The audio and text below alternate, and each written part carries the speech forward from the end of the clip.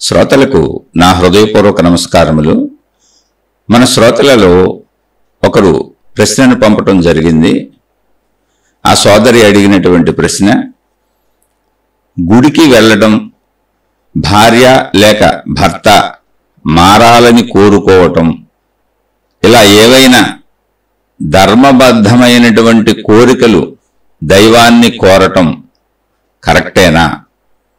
లేదా ఏది రాసి ఉంటే అదే జరుగుతుంది అని ఊరక ఉండటం ఉత్తమమా? ఇదండి వీరి ప్రశ్న. ఈ ప్రశ్న వీరు 1447 అనే శీర్షిక ఆత్మజ్ఞాన మార్గములో మనోసాధన అనేటువంటి శీర్షికను విని ఈ ప్రశ్న వేశారు. అంటే ఆత్మజ్ఞాన మార్గం అన్నప్పుడు నేనే ఆ అనంత ఆత్మశక్తిని, అంటే ఏది దేవుడని నేను భావిస్తున్నానో, ఏది దేవుడని నేను కోరుకుంటున్నానో, ఏది దేవుడు దేవత దైవము అని అనేక మతాలు అనేక విధానాలలో అనేక పద్ధతులుగా ప్రార్థించుకుంటూ పూజించుకుంటున్నారో, ఆ దైవ శక్తి, ఆ దేవుడు అనే శక్తి, ఆ దేవత అనే శక్తి, ఆ శక్తిని నేనే అని తెలుసుకునేది ఆత్మజ్ఞానము, ఆధ్యాత్మిక చదువు. ఇది మనం కనిపెట్టింది కాదు. ఆల్రెడీ పూర్వీకులైనటువంటి మహాత్ములు ముందు తెలుసుకున్నది అసలు ఆత్మజ్ఞానమే. మొట్టమొదటగా మానవుడు భూమి మీద ప్రకృతిని ఆరాధించాడు. ప్రకృతి ఆరాధన అంటే ఏంటి? ప్రకృతి మనకు స్పష్టంగా కనబడుతుంది. ఇప్పుడు మనం ఇక్కడ బ్రతకాలి అంటే సూర్యుడు వచ్చి వెళుతున్నాడు. సూర్య ఆధారంగా నాకు వెలుతురు వస్తున్నది అనేది మనిషికి స్పష్టంగా తెలుస్తుంది. ఏంటి, చిన్నపిల్లలకు కూడా. ఇంకా మిగిలినవి తెలియదు. సూర్య ఆధారంగా మనం బ్రతుకుతున్నాము అనేది సైన్స్ చెబితే కానీ తెలియదు, తర్వాత తెలిసింది. అది ఇక్కడ ఉష్ణోగ్రత అన్నీ కూడా భూగోళం మీద ఏ అవసరత, ఉష్ణోగ్రత ఎంత కావాలి, ఆ సూర్యరశ్మి వలన ఏం దొరుకుతుంది అనేది సైన్స్ చెబుతుంది. కానీ ప్రాక్టికల్గా తెలుస్తుంది ఏంటంటే, సహజంగా మనిషికి సైన్స్కి సంబంధం లేకపోయినా ఒక సామాన్య మానవుడికి తెలుస్తుంది ఏంటంటే, సూర్యుడు వచ్చినప్పుడు వెలుగు వస్తుంది, నేను బ్రతకడానికి అనువుగా ఉంది. సూర్యుడు లేనప్పుడు చీకటి ఉంది, నేను బ్రతకడానికి ఇబ్బందిగా ఉంది. కాబట్టి ఆ చీకటి సమయంలో నేను నిద్రపోవటము, వెలుగు సమయంలో నేను పనులు చేసుకుంటూ బ్రతకటము అనేటువంటి దానికి సూర్యుడు ఆధారము కనుక సూర్య భగవానుడు. ఎవరో తెలియదు, ఎక్కడున్నాడో తెలియదు, ఎందుకు వస్తున్నాడో తెలియదు, ఎందుకు వెళ్తున్నాడో తెలియదు.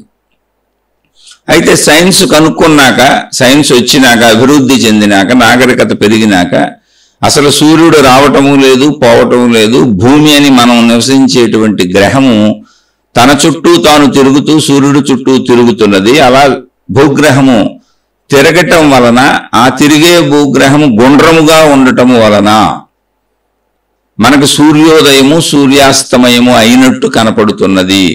దానినే మనము పగలు రాత్రి అని పేర్లు పెట్టుకున్నాము అనేది సైన్స్ చెప్పింది. ఇప్పుడు కూడా సైన్స్ తెలియని వాళ్ళు, సామాన్యులు, మామూలు సైన్స్ తెలిసినా కూడా వాడుక భాషలో సూర్యాస్తమయము సూర్య ఉదయము అనే రాసుకుంటారు, చెప్పుకుంటారు, మాట్లాడుకుంటారు. భూమి ఇప్పుడు పగల్లోకి తిరిగింది, భూమి రాత్రిలోకి వచ్చిందని ఎవరు భూమి తరపు నుంచి మాట్లాడరు. అంటే భూమి తిరుగుతున్న భావన తెలిసిన వాళ్ళకు కూడా ఉండదు. సూర్యుడు వచ్చాడు వెళ్ళాడనే మాట్లాడుకుంటూ ఉంటాం. సూర్యోదయం సూర్యాస్తమయం అని చెప్పుకుంటూ ఉంటాం. ఇది సహజమైనటువంటి ఒక అవగాహన. అందుకని సూర్యుడిని పూజించారు. అలాగే వర్షం కురిసింది. వర్షం లేకపోతే భూమి మీద నీరుండే ఛాన్స్ లేదు. కాబట్టి వర్షం ఎందుకు కురుస్తుందో తెలీదు, ఎక్కడి నుంచి కురుస్తుందో తెలియదు, ఆకాశం నుంచి పడుతుంది అంతే. కారణాలు తెలియవు. ఎప్పుడు మొట్టమొదటి స్థితిలో మానవుడికి. ఇప్పుడు కూడా చిన్నపిల్లలను చూస్తే మొట్టమొదటి స్థితే. మీరు ఎక్కడో మొదటి స్థితి అంటే మానవుడు పుట్టుకకి వెళ్ళి ఎత్తుక్కోక్కర్లా. ఇప్పుడు చిన్నపిల్లలను చూసినా వాళ్ళకి కారణాలు తెలియదు. మళ్ళీ స్కూల్కి వెళ్ళి చదువుకొని సైన్స్లో చెప్పబడిన పాఠాలు వింటే ఒక అవగాహన కలుగుతుంది తప్ప పూర్తిగా దాన్ని మనం పరిశీలించడానికి సరిపోం. ఆ సూర్యగోళం భూగోళం ఇవన్నీ దాటి మనం పక్కన నుంచొని వాటిని చూడగలిగినంత వ్యాప్తమైన శరీరం కాదు మనది. కానీ వ్యాప్తమైన జ్ఞానం ఉంది మనకి. జ్ఞానంలో మాత్రమే దాన్ని తెలుసుకోగలం. ఆ జ్ఞానమే విద్య, భౌతిక విద్య అయినా ఆధ్యాత్మిక విద్య అయినా.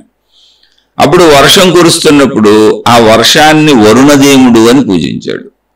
భూమి మీద పంటలు పండుతున్నాయి, మొక్కలు ఉన్నాయి, ఆహార పదార్థాలు ఉత్పత్తి అవుతున్నాయి. ఆటోమేటిక్గా ఆ మొక్కలు ఎవరు పెట్టలేదు, మనిషి వచ్చేటప్పటికే ఇక్కడ భూమి మీద అన్నీ ఉన్నాయి. అందుకని ఈ భూమి మీదే నేను బ్రతుకుతున్నాను, ఈ భూమి నా భారం మోస్తుంది, నేను బ్రతకడానికి అవసరమైన అన్నీ సమకూరుస్తుందని భూమిని భూమాత అని పూజించాడు. అలాగే గాలి పీల్చుకు బ్రతుకుతున్నాం, గాలి తగులుతుంది, గాలి లేకపోతే అసలు బ్రతకడం కుదరదు, అది కూడా చూశాడు. అందుకని వాయుదేవుడు అన్నాడు. ఇలా తనకు ప్రకృతిలో లభిస్తున్నటువంటి అనేకమైన వాటిని, ఆ శక్తుల్ని అవి ఎందుకున్నాయో తెలియదు, కానీ వాటి ఆధారంగా తాను బ్రతుకుతున్నాను కనుక ఆ శక్తులన్నింటికీ రకరకాల పేర్లు పెట్టుకొని ఎవరికి నచ్చిన విధంగా వాళ్ళు ఆ శక్తుల్ని ఆరాధించటం మొదలుపెట్టారు. ఎందుకు ఆరాధించటం అంటే అసలు నేను బ్రతుకుతున్న ఆ శక్తుల వల్లనేగా. కాబట్టి ఆ శక్తులతో నేను మంచిగా ఉండాలి, కృతజ్ఞతగా ఉండాలి, ఆ శక్తుల పట్ల విధేయత కలిగి ఉండాలి అనేటువంటి ఒక భావన కల్పించుకున్నాడు. ఆ భావన పేరు భక్తి. అలా ప్రకృతి శక్తుల్ని ముందు ఆరాధించాడు. అన్నింటిని ప్రకృతి శక్తులు అంటే ఏంటి? చెట్లు ఆరాధించాడు. ఎందుకని చెట్లు వలన బతుకుతున్నాను. నేను ఉదాహరణకు కొన్ని చెప్పా. బ్రతకటానికి, బ్రతుకుకి, అవసరానికి ఎన్ని ఉపయోగపడుతున్నాయో అన్నింటినీ ఆరాధించాడు. అన్నింటికి పేర్లు పెట్టుకున్నాడు. అన్నింటినీ తనలో ఒక భక్తి భావన ఉండేలా వాటికి పేర్లు పెట్టి జ్ఞాపకం ఉంచుకొని ఆరాధనా విధానాలు మొదలుపెట్టారు. మొట్టమొదటి జరిగింది ఇది. తర్వాత మనిషి మళ్ళీ డెవలప్ అవుతూ ఉంటాడుగా. ఇప్పుడు చిన్నపిల్లడు పుట్టాడు, పుట్టిన పిల్లడికి వర్షం ఏంటో తెలియదు, సూర్యుడు వస్తాం ఏంటో, చీకటి ఏంటో ఇవన్నీ తెలియదు. మీరు ఎవరినైనా చూడండి, చిన్నపిల్లలకి ఏమీ తెలియదు. అలా ఎదుగుతూ తెలుసుకుంటూ సైన్స్ పాఠాలు ఏమన్నా స్కూల్కి వెళ్ళి చదువుకుంటూ ఎవరైనా చెప్పింది వింటున్నప్పుడు ఏమవుతుంది? జ్ఞానం పెరుగుతుంది. పెరిగిన జ్ఞానం మనం అర్థం చేసుకొని మళ్ళీ మనం కూడా అన్వేషించేలా, అవునా కాదని తేల్చుకునేలా ముందుకు తీసుకెళ్తా ఉంటుంది. మనిషిలో ఎప్పుడూ జ్ఞానాన్వేషణ ఉంటుంది. ఈ జ్ఞానాన్వేషణను కొందరు భౌతిక సుఖాలకు వాడుకుంటారు. నువ్వు భౌతిక సుఖాలకు వాడేది కూడా జ్ఞానాన్వేషణే. నాకు ఈ సుఖం ఇంకా కావాలి, నాకు ఈ డబ్బు ఇంకా కావాలి, నాకు ఈ కోరికలు ఇంకా తీర్చుకోవాలి, వీటికి ఎలా ప్రయత్నించాలి, ఎన్ని రకాలుగా ధనం సంపాదించవచ్చు, ఎన్ని రకాలుగా కోరికలు తీర్చుకోవచ్చు, ఎలా ప్రయత్నించవచ్చు, ఈ భౌతిక సుఖాలు, భోగాలు ఎలా పొందొచ్చు అని నువ్వు ఆలోచించి తపన పడి చేసే మార్గాలు, చేసే ఆలోచనలు, చేసే ప్రయత్నాలన్నీ కూడా జ్ఞానమే. కొంతమంది దాన్ని అలా పెట్టుకున్నారు, అంటే శరీరం నేనన్న భావనలో. కొంతమంది వాటిని ఎలా పెట్టుకున్నారు, అసలు ఈ శరీరం నిలబడడానికి ఆధారమైనవి ఏంటని. అలా భక్తితో మొదలైంది, జ్ఞానంలోకి వెళ్ళిపోయింది. ఇక్కడ భక్తి అంటే ఏంటి? ముందు ఉన్నటువంటి వాటిని, అనుభవిస్తున్నటువంటి వాటిని గౌరవించటం, కృతజ్ఞత చూపటం, వాటి పట్ల మంచిగా ఉండటం. మంచిగా ఉంటే ఇబ్బందుల్లో అవి మనకి సహకరిస్తాయని భావించటం. ఎందుకంటే ఇప్పుడు సహకరించేగా బతుకుతున్నాం, అది తప్పు కూడా కాదు. ఇప్పుడు సూర్యుడు సహకరించకపోతే ఎలా బతుకుతాం? వాయుదేవుడు సహకరించకపోతే ఎలా బతుకుతాం? వరుణదేవుడు సహకరించకపోతే ఎలా బతుకుతాం? వరుణదేవుడు ఏం లేదు, వర్షం, గాలి, వెలుగు, భూమి, ఆహారోత్పత్తులు, ఇవన్నీ. ఇలా ఎక్కడ ఇబ్బంది వచ్చినప్పుడు వర్షాలు పడలేదు, పంటలు పండలేదు, అప్పుడు వరుణదేవుణ్ణి ప్రార్థించడం మొదలుపెట్టాడు. తనకు తెలిసిన పద్ధతుల్లో, తను భావించుకున్న పద్ధతులు అనేక చోట్ల అనేక రకాలుగా. అంతే. అలా ఎక్కడెక్కడ తనకు బాగా బాధలు కలుగుతున్నాయో ప్రకృతి శక్తుల వలన, ఎక్కడెక్కడ తనకు బాగా లాభాలు కలుగుతున్నాయో ప్రకృతి శక్తుల వలన, కష్ట నష్టములన్నింటి యందు ఆరాధించటం మొదలుపెట్టాడు. ఎందుకంటే కష్టముల్లో కలిగించకుండా కాపాడండి, ఇబ్బందుల్లో రక్షించండి, సుఖాలలో కృతజ్ఞత ఉంది, సుఖాలు అందేలా చేయండి, బ్రతకడానికి ఆధారమైన అన్ని అందించండి అని ఏర్పాటు చేసుకున్న వ్యవస్థ భక్తి. అది భక్తి అంటే. భక్తి అంటే ఎలా ఏంటంటే ఏం లేదు, ఇప్పుడు చాలా సింపుల్ విషయం. అది మనిషికి అలవాటైన మనోప్రక్రియ. నా భార్య అంటే ఇష్టం, నా కొడుకు అంటే ఇష్టం, నా కూతురు అంటే ఇష్టం, నా ఇల్లు అంటే ఇష్టం, నా చెట్టు అంటే ఇష్టం, నా వాహనం అంటే ఇష్టం. నా అనేదే నాకు ఇష్టం. నా అనేదానికి ఏ ఇబ్బంది వచ్చినా నాకు కష్టం. ఆ చెట్టు కావచ్చు, పుట్ట కావచ్చు, గుట్ట కావచ్చు, ఏదైనా మనిషి కావచ్చు. ఈ నా అనే దానిపైన నీకున్న ఇష్టానికి ఒక్కొక్క ప్లేస్లో ఒక్కొక్క పేరు ఉంది. అది భర్త మీద ఉందనుకోండి, భార్యాభర్తల మధ్య అదొక అనురాగం, ప్రేమ. స్నేహితుల మధ్య స్నేహం, తల్లి పిల్లలు తండ్రి పిల్లల మధ్య వాత్సల్యం, అన్నదమ్ముల అక్క చెల్లెళ్ళ మధ్య సోదర సంబంధం, సోదర సోదరి సంబంధం. అలా అన్ని బంధాలకి పేర్లు పెట్టారు. భక్తి అన్నప్పుడు భగవంతుడికి నీకు మధ్య ఉంటే భక్తి అన్నారు దాన్ని. సేమ్ ఫీలింగ్ ఒకటే, మనోబంధన, మనసులో కలిగేటువంటి ఒక బాంధవ్య భావన. కాబట్టి ఇది ఏది సమంజసము అనేది సమంజసం లేదు, అది మనోచర్య అంతే. అలా మొట్టమొదటి మనిషి ఎవరైనా సరే, అసలు మొట్టమొదటి మనిషి అంటే ఆది మానవుడు, అంటే ఎప్పుడు మానవుడు ఉన్నాడో తెలియదు కానీ మొదటది. అలాగే మొట్టమొదటి మనిషి అంటే ఆధ్యాత్మికతలో ప్రారంభ మానవుడు. ఇప్పుడున్న మళ్ళీ మొట్టమొదటి మనిషి అంటే నువ్వే. భక్తితోనే మొదలవుతాడు.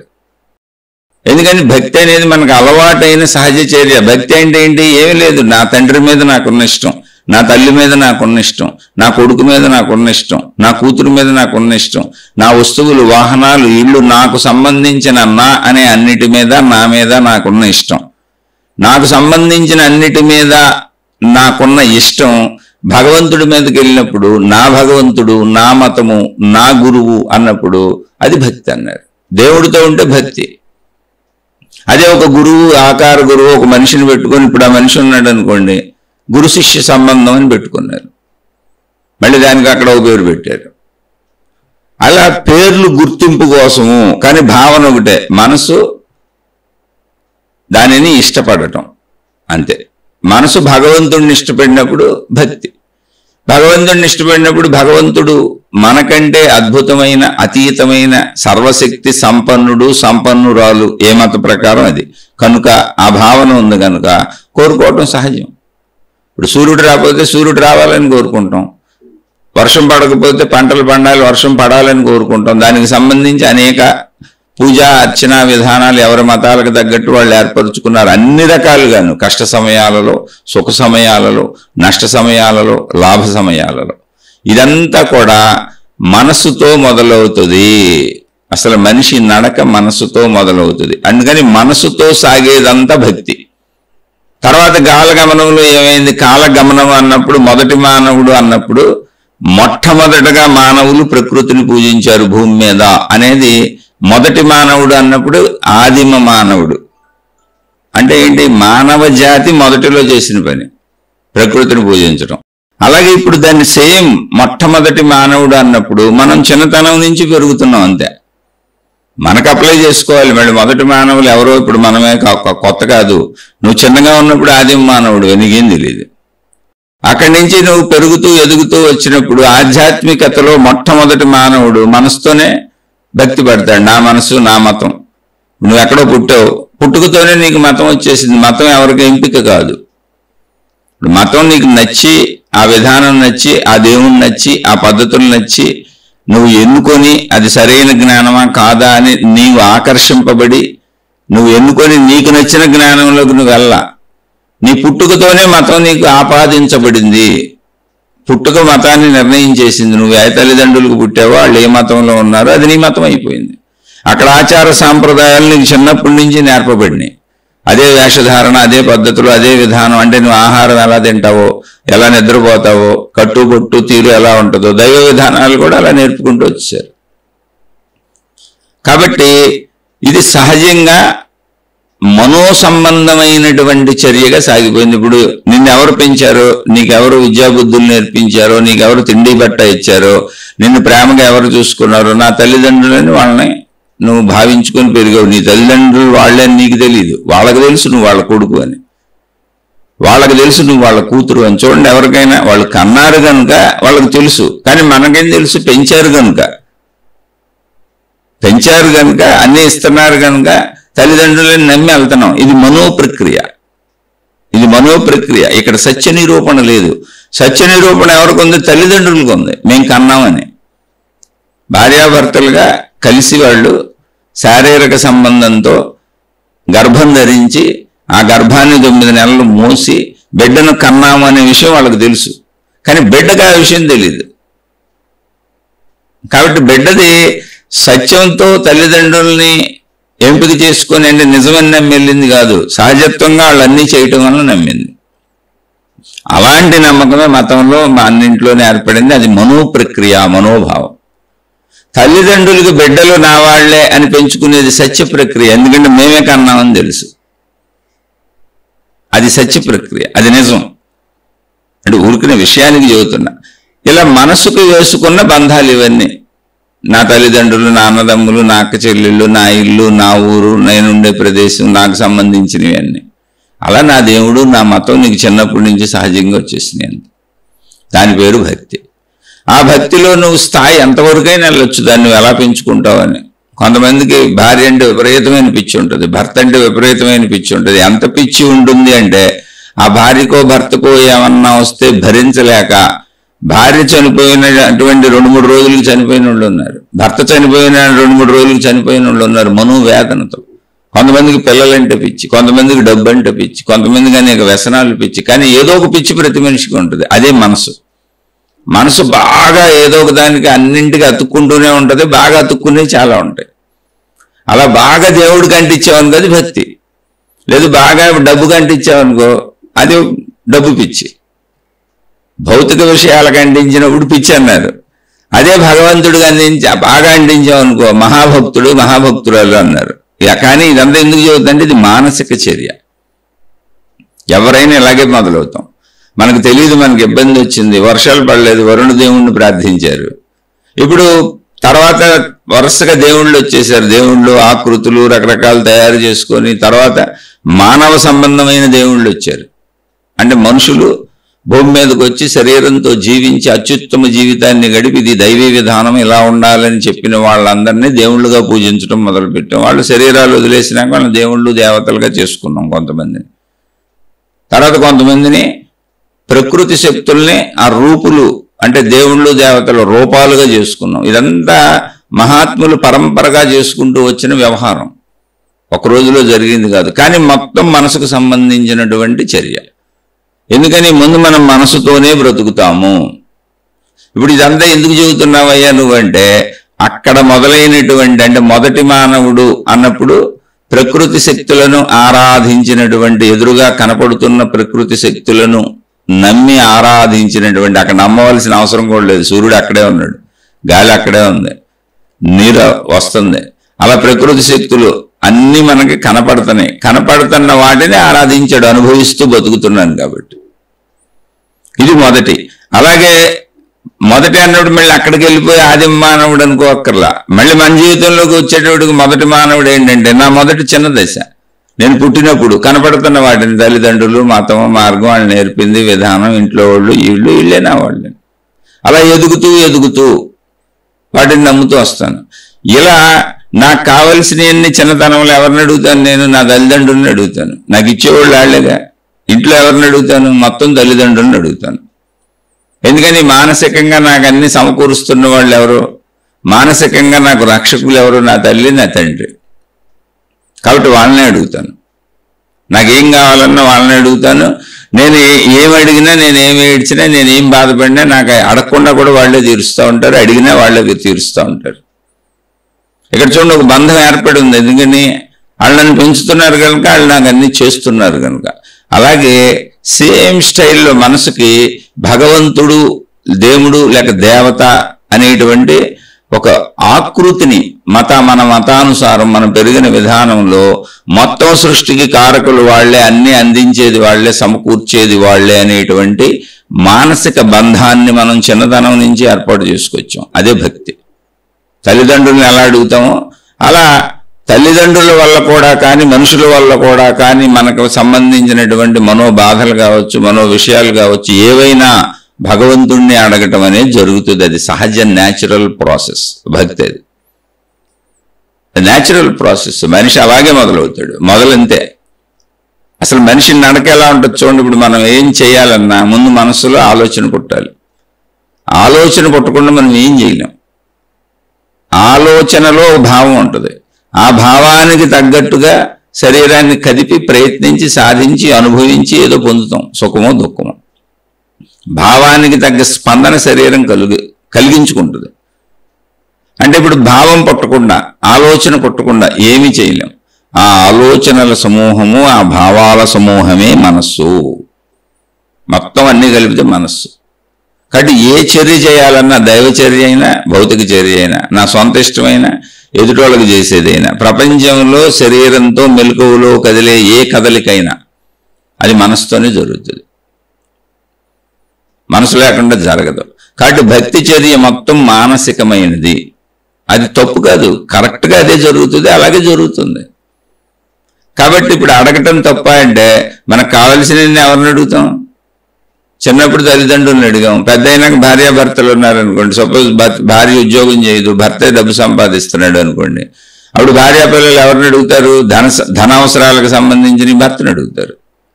అలాగే భార్య ఇంట్లో అన్ని సమకూరుస్తుంది అనుకోండి, భర్త పిల్లలు ఎవరిని అడుగుతారు? సమకూర్చి ఆహార సంబంధమైన వాళ్ళకి కావాల్సిన ఇష్టమైన విషయాలు ఎవరిని అడుగుతారు? తల్లిని అడుగుతారు, భార్యని అడుగుతారు. అలా ఒకళ్ళనొకళ్ళు అడుగుతారు. ఇది మానసిక బంధాల మధ్యలో అవసరతలు ఒకళ్ళతో ఒకళ్ళు తీర్చుకుంటూ ఉంటారు. ఇలాంటి అవసరతలు మానవులకు అతీతంగా అడగాల్సి వస్తుంది. ఇప్పుడు మన సోదరు అడిగారు, భర్త మారాలనో, భార్య మారాలనో, లేదా పిల్లలు మారాలనో, ఏదో ఒకటి అనుకోండి, లేదా అనారోగ్యాలు తగ్గాలనో మనకో మన వాళ్ళకో, ఇవన్నీ వస్తాయి, మనిషి చేతిలో ఉండవు. అందుకని మనిషి చేయి దాటిన మనోవేదనకు సంబంధించిన లేదా మనో కోరికలకు సంబంధించిన అంటే బాధలు, దుఃఖాలు, సుఖాలు ఏదైనా వీటికి సంబంధించి మన పరిధి దాటేసిన విషయాలన్నింటికీ భగవంతుడిని సహాయం అడుగుతాం. అది అసలు చాలా న్యాచురల్. అడగటం అనేది ఏమన్నా ప్రత్యేకమైన విషయం కాదు, అసలు చిన్ననాటి నుంచి అడుగుతూనే బతుకుతున్నాం. పుట్టగానే ఏడుస్తారు. ఇప్పుడు మొత్తం పుట్టినాక భాష అనేది రాదు పిల్లలకి కొంతకాలం వరకు, అన్నిటికీ ఏడిపే. ఎందుకు ఏడుపండి? ఆకలేసింది ఏడుపు, దోమ కుట్టింది ఏడుపు, చేను కుట్టింది ఏడుపు, మలమూత్ర విసర్జన చేసిన ఏడుపు. ఏడుపు అనే భాష వచ్చేప్పుడు అది అడగటమే, ఏడుపు అడగటమే. అలా అడగటంతోనే ఇక్కడ అన్ని సాగుతున్నాయి, మానవ జీవితం సాగుతుంది. సేమ్ ప్రాసెస్ భగవంతుడి పట్ల కంటిన్యూ అయింది. ఏ మతంలో అయినా సరే, నీ దేవుడు ఏ దేవుడైనా సరే, ఏ దేవత అయినా సరే, ఏ మతమైనా సరే, ఈ అడగటము అనే ప్రాసెస్ మనిషిలోనే ఇమిడిపోయి ఉన్నది. అది మనసుకు సంబంధించింది. కాబట్టి ఇక్కడ ధర్మబద్ధమైన కోరికలు కోరతామా, అధర్మబద్ధమైన కోరికలు కోరతామా, అది వేరే విషయం. అసలు ధర్మబద్ధమైన అంటే కొంచెం మంచోళ్ళు, ఎవరో మంచి గురువులు మంచోళ్ళు వచ్చినప్పుడు ధర్మమైన కోరికలు కోరుకోండి అని చెబుతారు. ఎవరైనా సరే, ఇప్పుడు దొంగలు కూడా దొంగల దేవుళ్ళు ఉంటారు, వాళ్ళ పూజించి ఆరాధించే దేవుళ్ళు ఉంటారు. ఆ దేవుడికి మేము దొంగతనం సక్సెస్ అవ్వాలనుకొని వెళ్తారు. ఏముంది అందులో? వాళ్ళు ఏ దేవుడిని నమ్మితే ఆ దేవుడిని. అలా ఏ పనులు, చెడ్డ పనులు, మంచి పనులు ఏ చేసే వాళ్ళైనా మానసిక చర్యలు ఒకటే, అది మనోచర్య. భక్తి అనేది మనసుకు సంబంధించినది సంపూర్ణంగా. అందుకని ఇదంతా చెప్పాను. కాబట్టి కోరటం తప్ప రైటా, ఏది కరెక్ట్ అంటే అసలు కోరటము అడగటం అనే దాంతోనే మనిషి జీవితం మొత్తం మొదటి నుంచి చివరి వరకు నడుస్తుంది.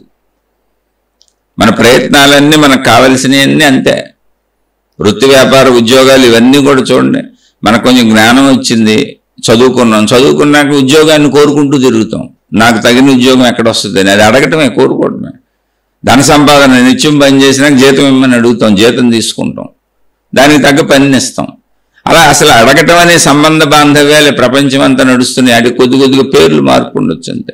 అంత మొత్తం ప్రపంచంలో బతికి ఉన్నన్నాళ్ళు ఇచ్చిపుచ్చుకోవటాలన్నీ అడగటాలే, అవసరాలు తీర్చుకోవటాలే, అవసరాలన్నీ అడగటాలే.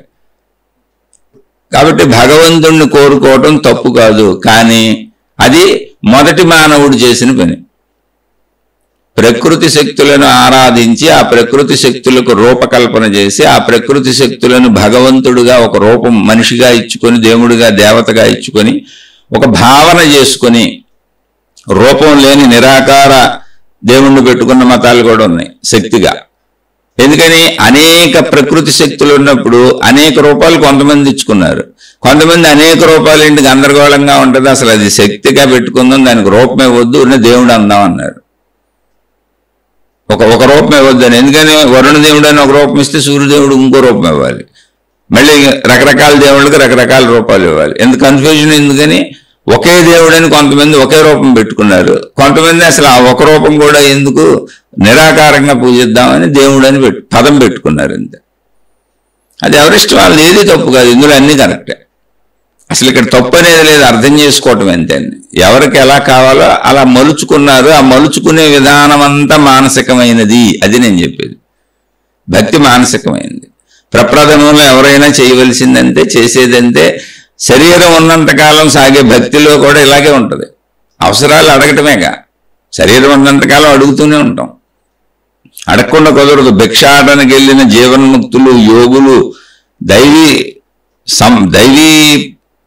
తత్వంతో నిండిపోయి మనిషిగా భూమి మీదకి వచ్చిన దేవుళ్ళు, దేవతలుగా ఆరాధింపబడిన వాళ్ళు కూడా భిక్షాటనలో అడిగి తీసుకోవాల్సి వచ్చింది. అడగటం అనేది అవసరం, శరీరం ఉన్నంతకాలం. అది మానసిక చర్య. అడగటం ఎప్పుడూ ఉంటుంది, కాబట్టి అడగటం తప్పు కాదు. అయితే అది ప్రాథమిక చర్య, మొదట్లో జరిగేది అది.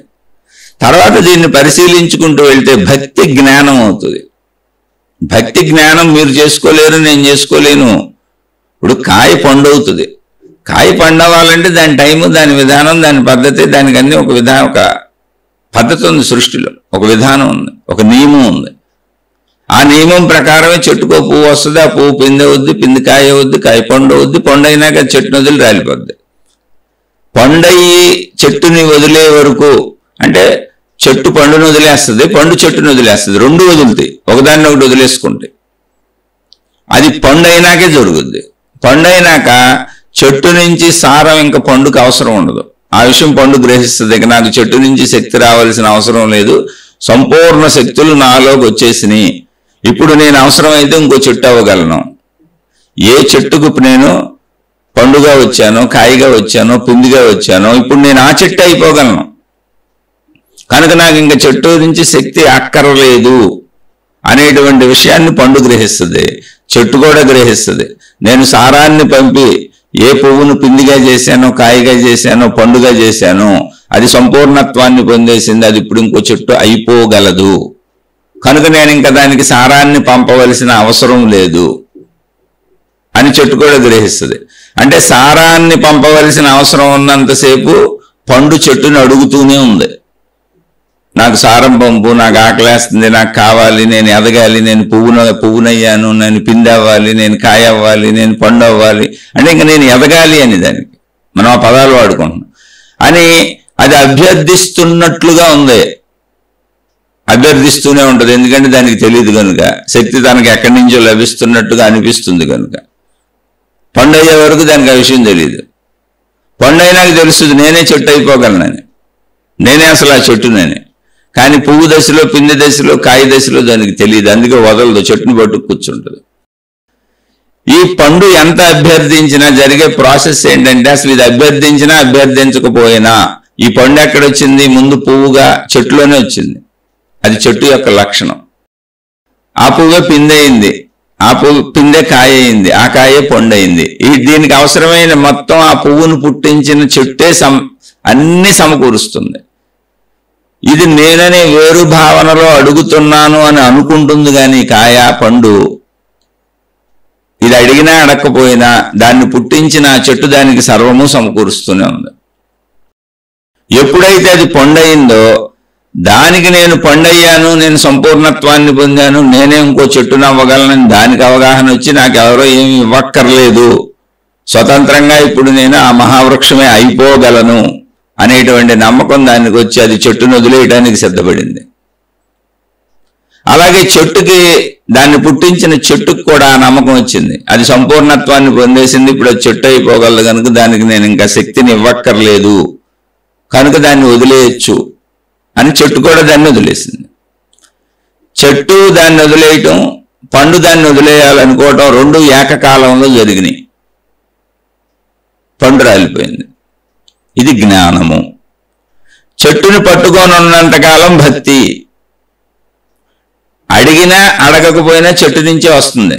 ఇదేంటి మనం చెప్పుకుంటున్నాం కనుక, జ్ఞానంలో మాట్లాడుకుంటున్నాం కనుక మనకి ఈ విషయం అర్థమవుతుంది. కానీ ఆ కాయకి, ఆ పువ్వుకి, ఆ పిందికి, ఆ కాయకి, ఆ పండు సంపూర్ణత్వాన్ని పొందే వరకు ఆ పండుకి, కాయకి ఈ విషయం తెలియదు.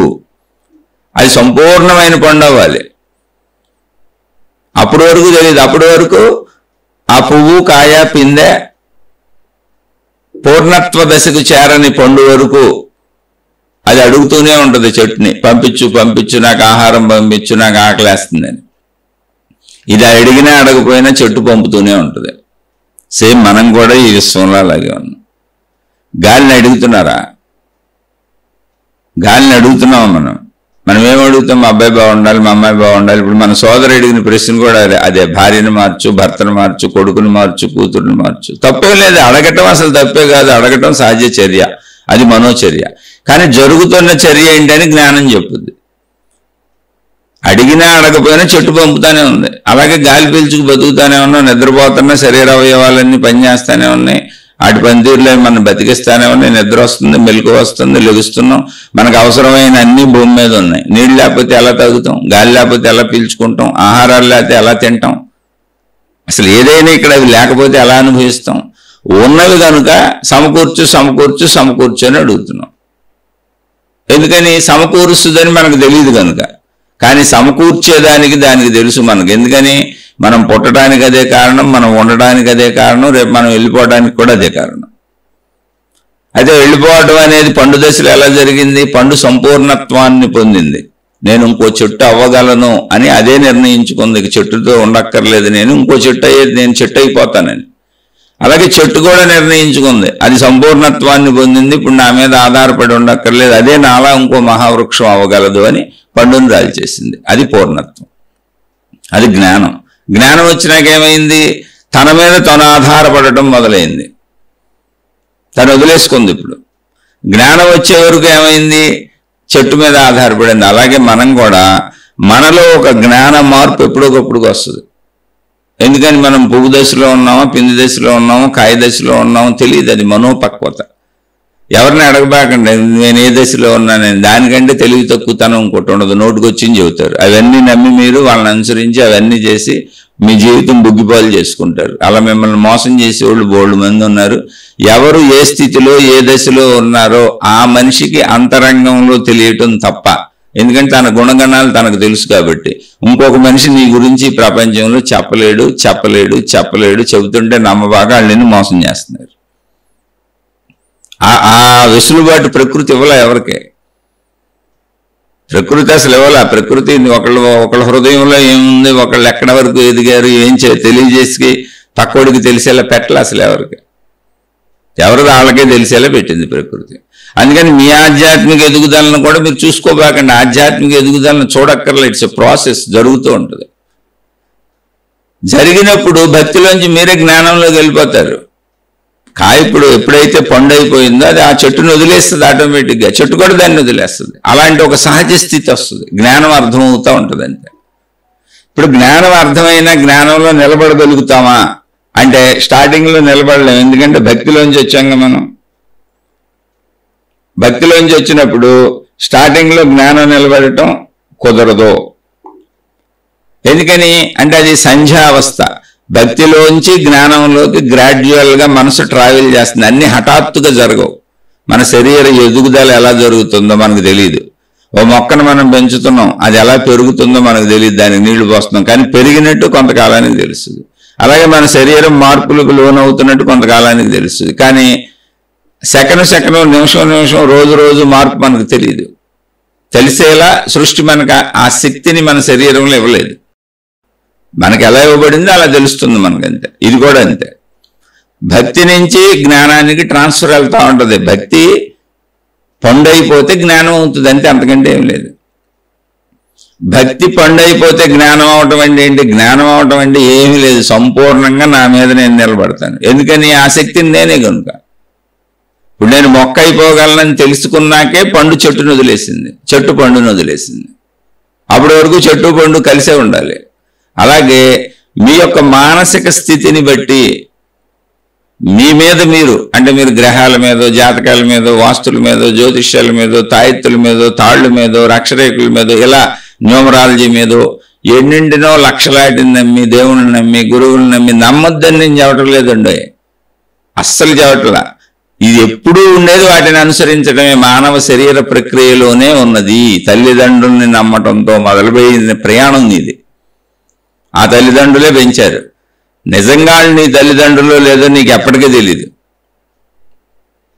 కానీ నిజంగా వాళ్ళ బిడ్డవో కాదో నువ్వు వాళ్ళకి తెలుసు. అలా మొదలైన ప్రయాణం ఇది.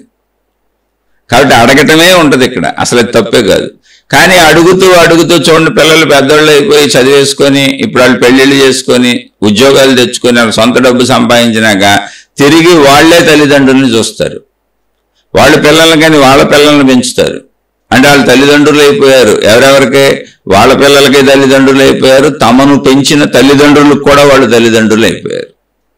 అది తన మీద తాను నిలబడతాం అంటే. అది భౌతికంలో జరుగుతూనే ఉంది, మళ్ళీ ఆ ప్రాసెస్ ఉంది.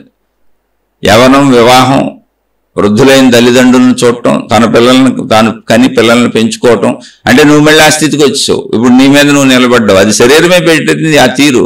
భౌతికతలోనే ఆ తీరు ఉంది అసలు. అదే తీరు ఆధ్యాత్మికతలో కూడా వస్తుంది. ఏ దేవుణ్ణి నువ్వు ఆరాధిస్తున్నావో, ఏ దేవుణ్ణి నువ్వేం అడుగుతున్నావో, ఏ దేవుణ్ణి నీదే మతమైనా నువ్వు కోరుకుంటున్నావో, అదంతా ప్రాసెస్ జరగాల్సిందే. అలా జరుగుతూ వెళుతూ వెళ్ళినాక ఆ తత్వం నీకు తెలుస్తుంది. ఎవరికి తెలుస్తుంది? ఎవరు తెలుసుకోవాలనుకుంటున్నారో వాళ్ళకి తెలుస్తుంది. లేదా పోయినా కాలంలో జరుగుతాయి, అవన్నీ జరుగుతాయి. శరీర ఎదుగుదల ఎలా జరిగిందో అంతరంగ మనో ఎదుగుదల కూడా అలాగే జరుగుతుంది. జ్ఞాన ఎదుగుదల కూడా అలాగే జరుగుతుంది. అందులో డౌటే లేదు. మరి నేను ప్రయత్నించక్కర్లేదా? నువ్వు ప్రయత్నించాలిగా. శరీరానికి నువ్వు అన్నం ఇస్తున్నావుగా, ఆకలి పెట్టిందిగా. అంటే ఏంటి? నీ ప్రయత్నము, నీ చేత ప్రయత్నింపజేసే సృష్టి శక్తి రెండు కలిసే ఉన్నాయి. ఆకలి పెట్టబోతే అన్నానికి ప్రయత్నించవు అసలు నువ్వు. మనం ఎవరు ప్రయత్నించంగా. కాబట్టి ఆకలి పెట్టబడింది, ప్రయత్నం చేయబడుతుంది. అలా అన్ని పెట్టబడిని, వాటి కోసం ప్రయత్నించబడుతుంది. అంటే పెట్టలేకపోతే అసలు నువ్వు ప్రయత్నం చేయలేవుగా. ప్రయత్నించే శక్తి కూడా ఇవ్వబడింది, ప్రయత్నించే విచక్షణ జ్ఞానం ఇవ్వబడింది, అన్నీ ఇవ్వబడినాయి. ప్రయత్నించే స్వేచ్ఛ ఇవ్వబడింది, ప్రయత్నానికి అవసరమైన శక్తులన్నీ ఇవ్వబడింది. అలాగే జ్ఞానం కూడా వస్తుంది జీవిస్తూ వెళ్తూ ఉంటే. కాదు కొంచెం ఆత్మజ్ఞానం అనో ఆధ్యాత్మిక చదువు అనో అసలు ఇదంతా ఏంటని తెలుసుకుంటున్నావు అనుకో, ప్రాసెస్ అర్థమవుద్ది అంతే, అందులో మార్పే ఉండదు. ఇప్పుడు ఆధ్యాత్మిక చదువు, ఆత్మజ్ఞానం చదువు, లేదు చదువు ఏంటి అంటే జరుగుతున్న ప్రాసెస్ని అర్థం చేసుకుంటున్నాం. ఇప్పుడు స్కూల్కి వెళ్ళి ఒక విద్యార్థి చదువుకుంటున్నాడు. ఇప్పుడు సైన్స్లో పాఠాలు చెబుతున్నారు. ఏం చెబుతారు? ఉన్నదే చెబుతున్నారు. వృక్షశాస్త్రం చెప్పారనుకోండి, వృక్షాలు అక్కడ ఉన్నాయి. అసలు మనం శాస్త్రం చెప్పుకున్నా చెప్పుకోపోయినా ఇవన్నీ అక్కడ ఉన్నాయి. వాటి పనితీరు ఏంటి, ఎలా పనిచేస్తుంది, ఏం జరుగుతుంది, అందులో ఏమేమి చర్యలు జరుగుతున్నాయి అన్నీ చెబుతున్నారు. అలా ఉన్నవాటి గురించి విశదీకరించి చెబుతుంది సైన్స్. దాని ఆధారంగా వీళ్ళు ఏమైనా ఇంకా కొత్త ప్రయోగాలు చేయొచ్చా మనమని జ్ఞానాన్ని మళ్ళీ పెట్టుకుంటున్నారు. కానీ ఆధారత ఎప్పుడు ఉన్నదే. అలాగే ఉన్నదాని వైపు నీ దృష్టి వెళ్తా ఉంటుంది, కొద్ది కొద్దిగా పెరుగుతూ కాయ పండు అయినట్టుగా. అందుకని అడగటం అనేది అసలు మనిషి జీవితంలో సహజ చర్య, తప్పు కాదు. అయితే మరి నువ్వు అడిగింది జరుగుద్దా? నువ్వు అడిగినవి అన్నీ జరుగుతాయా? నువ్వు అడిగినవి అన్నీ ఇవ్వబడతాయా అంటే కాదు. అసలు చెట్టే పువ్వుని సృష్టించింది. చెట్టుకు పువ్వు వచ్చింది, అది చెట్టు జీవితంలో ఒక భాగం పువ్వు రావటం. ఆ పువ్వు పిందయింది, అది చెట్టు జీవితంలో ఒక భాగం. చెట్టు సారాన్ని అందిస్తుంది దానికి, అది తన జీవితమే కనుక. ఆ పిందె కాయ అయింది, కాయ పండు అయింది, ఇదంతా చెట్టుకు సంబంధించిందే, చెట్టులో భాగమే. చెట్టు జీవితం ఇది, చెట్టు తను జీవిస్తుంది. అలా సమకూరింది. ఏం సమకూరింది? ఆ కాయకి ఏం కావాలో అంతే సమకూరింది. అది పండు అవ్వడానికి ఏం కావాలో అంత సమకూరింది అంతే. అంతకు మించి దానికి ఇంకేం సమకూరడానికి అవకాశం లేదు. ఇచ్చినా తీసుకోలేదు. అసలు ఇవ్వటానికి చెట్టుకు అవకాశం లేదు, ఇచ్చినా తీసుకోవటానికి పండుగ అవకాశం లేదు. ఏ అవకాశం ఉందో ఆ చెట్టు నుంచి చెట్టు ఎంత ఇవ్వగలదో, ఆ చెట్టు నుంచి ఇది ఎంత గ్రహించగలదో అంత మాత్రమే. అలాగే నువ్వు ఎన్ని అడిగినా ఇక్కడ నీకు వచ్చే అవకాశం ఎంత ఉందో, నువ్వు తీసుకునే అవకాశం ఎంత ఉందో అంత మాత్రమే నీకు ఇవ్వబడతాయి. అవి నువ్వు అడిగినా అడగకపోయినా ఇవ్వబడుతూనే ఉన్నాయి. అది ఎప్పుడు తెలుస్తుంది? జ్ఞానంలో తెలుస్తుంది. భక్తిలో మీరు అడుగుతూనే ఉండాలి. చిన్నపిల్లలు అడుగుతూనే ఉంటారు. ఇప్పుడు పెద్దోడు అయిపోయారు, వివాహం చేసుకున్నారు. వివాహం అయ్యి అంటే చదువులు చదువుకొని ఉద్యోగం వచ్చి తన సొంత సంపాదన వచ్చే వరకు, వివాహం అయ్యి ఒక భార్య వచ్చే వరకు, తనకు పిల్లలు పుట్టే వరకు ఎవరిని అడుగుతాడు? తల్లిదండ్రుల్ని అన్నీ అడుగుతూ ఉంటాడు. ఇప్పుడు ఏం చేయమంటావు, ఏం చదవమంటావు, నేను ఇది చదువుదాం అనుకుంటున్నాను, మీరు ఇదే చదవమంటారు. ఎందుకని ఫీజులు వాళ్ళే కట్టి అన్నీ పెట్టి అన్నీ చెల్లించి మనకు అన్నీ చూసి నా బిడ్డ నా బిడ్డ అని పాకులాడుతున్న వాళ్ళనే కదా అడుగుతాం. తాను స్వతంత్రుడైపోయినాక తన తల్లిదండ్రులకి ఏం కావాలో తాను అడుగుతాడు. ఇప్పుడు రివర్స్లో, నాన్న నీకేం కావాలి, అమ్మని మీకేం కావాలి అని అడుగుతాడు. మీకు అని తెచ్చిపెట్టినా, నీకేం చేయనా, ఒంట్లో ఎలా ఉంది, డాక్టర్ దగ్గర తీసుకెళ్ళినా, ఏమన్నా మందులు వాడతావా, చూపించిన బలం మందులు ఏమన్నా కావాలా, వాళ్ళ పరిస్థితులను బట్టి. ఒకప్పుడు అడిగి తీసుకున్నవాడు ఇప్పుడు అడిగి మరీ ఇవ్వటానికి రెడీ అయ్యాడు, అంటే ఆ స్థితికి వచ్చాడు. అదే జ్ఞానం. అలాగే నువ్వు అన్నీ అడుగుతూ అడుగుతూ అడుగుతూ అసలు నేను ఎన్ని అడిగినా నువ్వు అడిగినవన్నీ జరగవు, కొన్ని జరుగుతాయి కొన్ని జరగవు, కొన్ని జరుగుతాయి కొన్ని జరగవు, కొన్ని జరుగుతాయి కొన్ని జరగవు. ఈ మధ్య పీరియడ్లో నీ ఇష్టం వచ్చినట్టు తిరుగుతావు. తాళ్ళు, తాయెత్తులు, వాస్తులు, న్యూమరాలజీ, రక్షరేఖలు, రంగురాళ్ళు, ఇక నీ గేటు పడితే అడి తిరుగుతావు. ఈ మధ్య పీరియడ్ ఇది. అడగటం, ఆ అడగటంలో జరగటం, జరగకపోవటం, జరగటం, జరగకపోవటం. ఈ మధ్య పీరియడ్లో అనేక వైపులు తిరుగుతావు. ఓ పక్క దేవుడిని అడుగుతూ ఉంటావు, కనపడిన మనుషులందరినీ, బోర్డులు పెట్టుకున్న వాళ్ళందరినీ అడుగుతూ ఉంటావు. ఈ దుకాణాలు ఓపెన్ చేసిన బ్యాచ్లు బోర్డులు ఉంటాయి, వాళ్ళందరినీ అడుగుతూ ఉంటావు. అది అంతే, అలాగే జరుగుతుంది. మరి తండ్రిని అడుగుతూనే కదా వెళ్ళావు. తల్లిదండ్రులేక అన్ని సమకూర్చారు. తర్వాత ఏమైంది, నువ్వే తల్లిదండ్రులను అడుగుతున్నావు. వీటిలోంచి ఎప్పుడో నీకు పరిపక్వత వస్తుంది, ఎక్కడో పరిపక్వత వస్తుంది. అది జ్ఞానం తగులుద్దా, జ్ఞానం వింటావా, ప్రయత్నిస్తావా, లేదా అనుభవాల్లోంచి వస్తుందా? ఇవన్నీ ఎలా జరుగుతాయి అనేది చెట్టుకు తెలుసు. ఆ పువ్వుకి, పిందికి, కాయకి ఎలా ఏమి సమకూరిస్తే అది పండవద్దు. అలాగే సృష్టికి తెలుసు, నీకు నాకు ఏం సమకూరిస్తే ఏం జరిగితే మనం పండవుతాం, అంటే జ్ఞానంలోకి వస్తాం. భక్తి నుంచి జ్ఞానంలోకి వెళ్ళటమే పండవటం. సంపూర్ణ జ్ఞానం అర్థం అవటమే మోక్షము. అప్పుడు ఏం చెప్పారు, ఇక్కడే మధ్యలో మహాత్ములు చెప్పారు జ్ఞానంలో. ఏమైనా తెలుసా, నువ్వు ఏ దేవుణ్ణి ప్రార్థిస్తున్నావో, నువ్వు ఏ దేవుణ్ణి అన్ని అడుగుతున్నావో, నువ్వు ఏ దేవుడు, ఏ దేవత, ఏ దైవశక్తిని నన్ను రక్షించు కాపాడని కోరుకుంటున్నావో ఆ శక్తి నువ్వే అని చెప్పారు. తత్వమసి. అది ఒక స్థితిలో వస్తుంది. ఇప్పుడు రాదు, చిన్నప్పుడు రాదు. అడగటం కరెక్టే, అడుగుతూ వెళ్ళండి మీ మానసిక స్థితిని పెట్టి. అది సృష్టి చేసేస్తుంది. ఆ పని ఆటోమేటిక్గా జరుగుతాయి అన్నీ. ఆ సృష్టి ఎలా చేస్తుందండి, మీ సృష్టి చేస్తుందా, మనం ప్రయత్నించకపోతే జరుగుద్దా, ఇలాంటి డౌట్లు మీకు బోల్డ్ రావచ్చు. అసలు ఇప్పుడు ఇది ఎలా వింటున్నారు, సృష్టి చేయకపోతే? నేను మీకు తెలుసా, మీరు నాకు తెలుసా? అసలు మీరు వినటమే సృష్టి చేయటం. ఇలాంటివి సృష్టిలో కొన్ని కోటాను కోట్లు పెట్టించింది. అక్కడ ఎవరికి ఏది కావాలో అది వింటారు, ఎవరికి ఏది కావాలో అది తీసుకుంటారు. బుద్ధి కర్మానుసరినే. నువ్వు పువ్వు దశలో ఉంటే పువ్వు దశకి సంబంధించినటువంటి భక్తులు, ఆధ్యాత్మికతలు బోల్డ్ ఉంటాయి. నువ్వు పిండి దశలో ఉంటే పిండి దశకి సంబంధించినటువంటి భక్తులు, ఆధ్యాత్మికతలు, దైవీ మార్గాలు అనేకం ఉంటాయి. నువ్వు కాయ దశలో ఉంటే కాయ దశకి సంబంధించినటువంటి భక్తులు, జ్ఞానాలు, ఆధ్యాత్మికతలు, దైవీ విధానాలు అనేకం ఉంటాయి. నువ్వు పండు దశకు వస్తే పండు దశకు సంబంధించినటువంటి ఆత్మజ్ఞానాలు, ఆధ్యాత్మికతలు, మోక్ష మార్గాలు బోల్డ్ ఉంటాయి. ఇదన్నీ ప్రకృతి సమకూర్చేదే, లేకపోతే అవన్నీ ఎక్కడి నుంచి వస్తాయి? ఇప్పుడు నేను మీతో ఇవన్నీ మాట్లాడుతున్నానంటే నా ముందు మహాత్ములు ఎవరో వాటిని రచించి ఉండకపోతే, చెప్పి ఉండకపోతే అది అసలు తెలిసే అవకాశమే లేదుగా. ఇదంతా ప్రకృతి చేసిన ఏర్పాటేగా. ఇప్పుడు నేను చెబుతుందాన్ని ఒక 100 మంది 200 మంది అంటారు, అందుకంటే ఎక్కువ వినరు. 800 కోట్ల మందిలో ఒక 200 మందికో 100 మందికో మాత్రమే ఇది అర్థమవుతుంది. కొంతమంది రివర్స్లో నన్ను తిడుతూ కామెంట్లు పెడతా ఉంటారు. మరి వాళ్ళకి అర్థం కావట్లేదు, తిట్టాలనిపిస్తుంది. కొంతమంది ఏమో బాగుంది, అర్థమైందని పాపం నమస్కారాలు పెట్టి పెడతారు, బాగా చెప్పారండి అని పెడతారు. వీళ్ళకి ఎలా అర్థమవుతుంది? ఇదంతా ప్రకృతి ఏర్పాటు. నువ్వు పువ్వు దశలో ఉన్నావా, పిండి దశలో ఉన్నావా, కాయ దశలో ఉన్నావా, పండు దశలో ఉన్నావా, దాన్ని బట్టి నువ్వు నన్ను తిడతావా, పొగుడుతావా అనేది నీకు సంబంధించింది, నాకు సంబంధించింది కాదు. కాబట్టి మీరు నన్ను తిట్టినా నాకు ఇబ్బంది లేదు, మీరు నన్ను పొగిడినా నాకు ఇబ్బంది లేదు. ఎందుకంటే మీరున్న స్థితిని బట్టి, ఆ స్థితిని బట్టి మీరు నన్ను తిడతారో పొగుడుతారో ఏదో ఒకటి జరుగుతుంది. నన్నే కాదు, ప్రపంచంలో ఎవరినైనా ఇంతే. అది తిట్టేవాడు ప్రాబ్లం, అది పొగిడేవాడు ప్రాబ్లం. అది అసలు ఎదుటోడికి సంబంధించిన ప్రాబ్లమే కాదు, అది వాళ్ళ మానసిక స్థితి. కాబట్టి దానికి మనం మన మనసులో దిగులు పడిపోవాల్సిన అవసరం లేదు. ఎందుకంటే అది మన మానసిక స్థితి అసలు కాదు. ఇలా సృష్టి సమకూరుస్తుంది. గాలిని సమకూర్చినట్టుగా, అన్ని సమకూర్చినట్టుగా నీ శరీర ఎదుగుదలలోనే ఇదంతా ఉన్నది. నీ శరీర ఎదుగుదలలోనే ఇదంతా సాగుతుంది.